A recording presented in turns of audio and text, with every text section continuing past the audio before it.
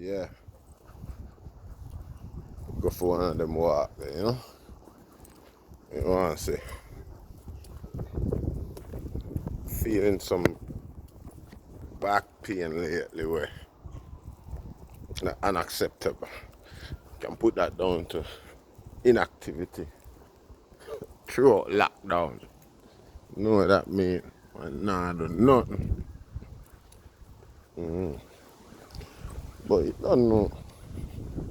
Share, like, and subscribe. So, walk, I check my brethren about 2 miles away. And he's walking straight back now. You get me?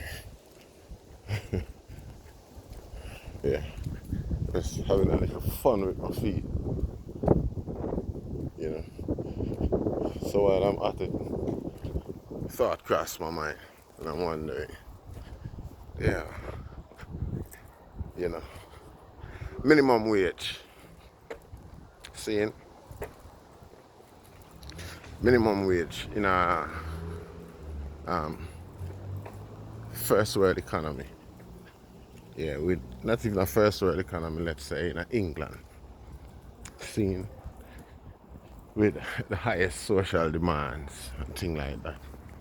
Kids to take care of, bills to pay, and all of that. Um, Not asking for handouts, you know. We accept the struggle. You know, it's a struggle.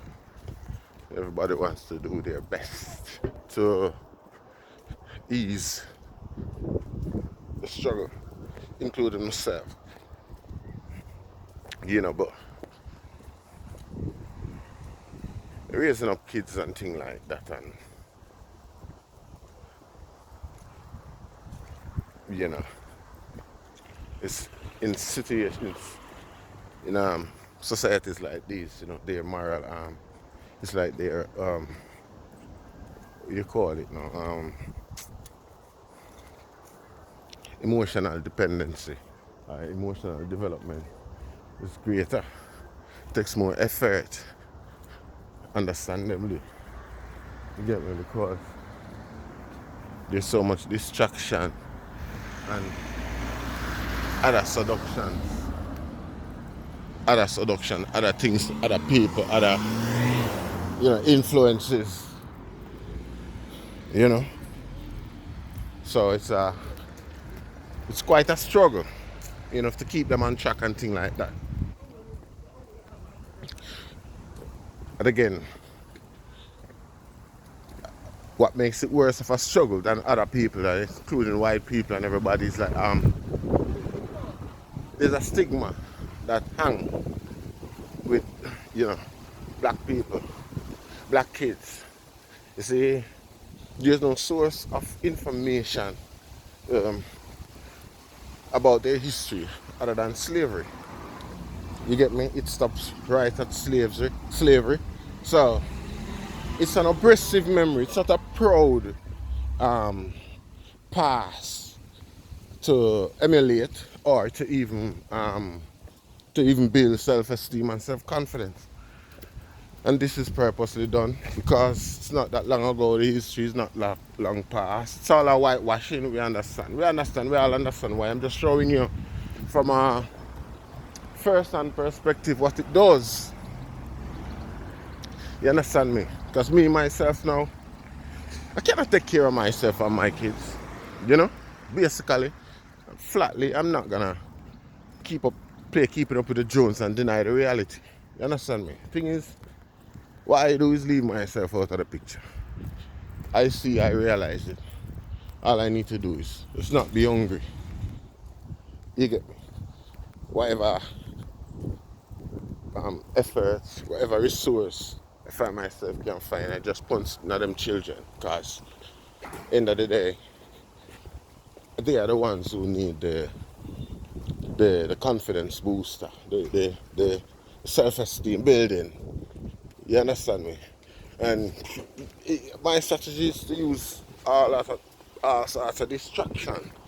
You know, take opportunities where we can define reality to them other than that which they have uh, um, made become the norm. You understand me? Yeah, what I do is basically, you know, call them bluff most of the time. You know, bluff. I say bluff it most of the time, but again, it's not.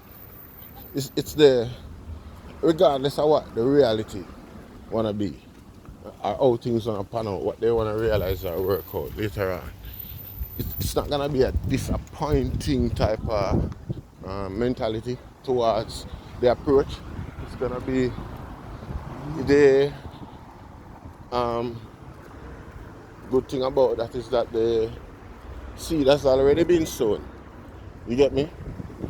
The strength, they have already discovered the strength and a reinforcement within themselves, whereby they can challenge and, or, you know, that's the bottom line. By the time they realize what's going on, their self-esteem would have been reinforced and them self-confidence, and probably through then and by then through that and with what I've got to teach as well, they've got chances to resource or research and probably challenge certain things as well. Challenge the norm. You get me?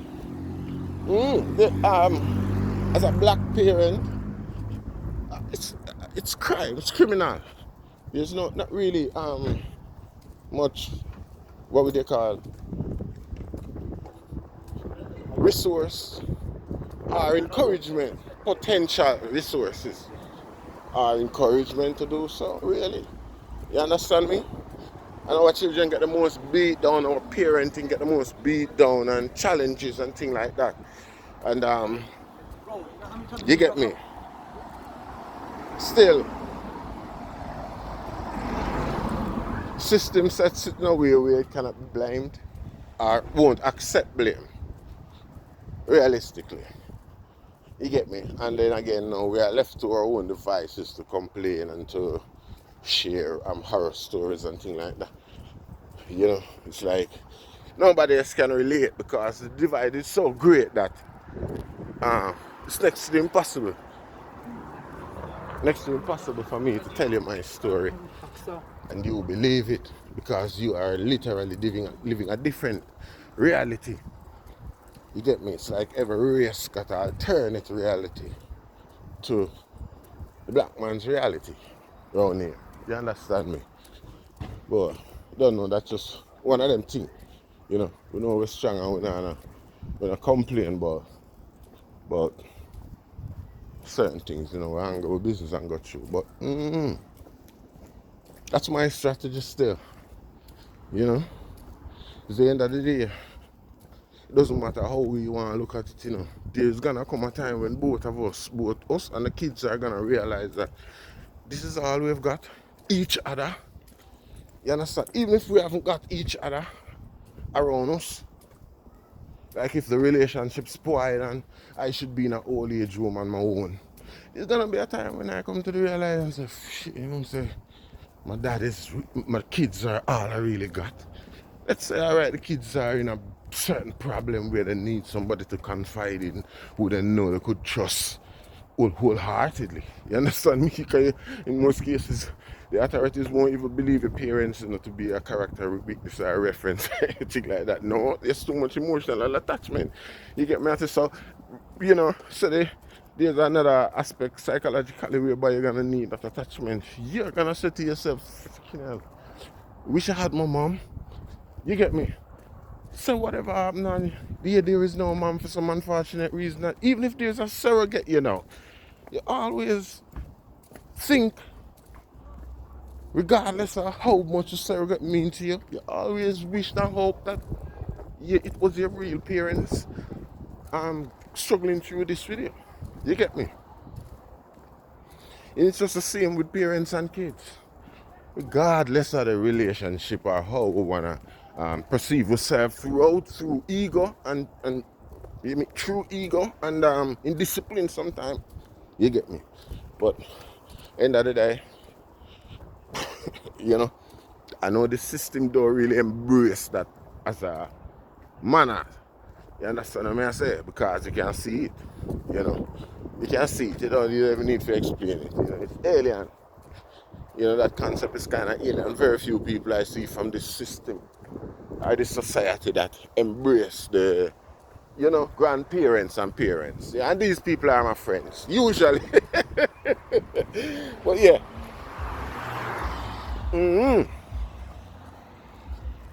It's they're all we got.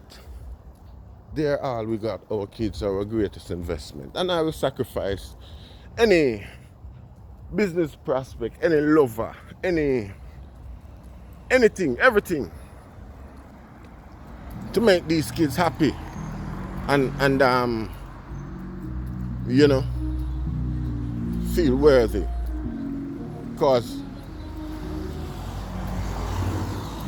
it doesn't take much to break or damage a child's self-esteem.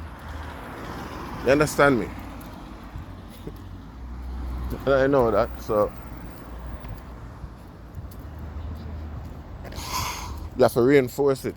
And you know, the good thing about it, or the nice thing about it, you don't even have to stay long. You get me?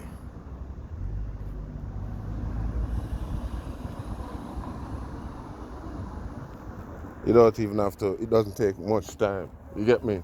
Very soon you can very soon, I mean, after a couple of years, you know, after a couple of short years, them kids are alright.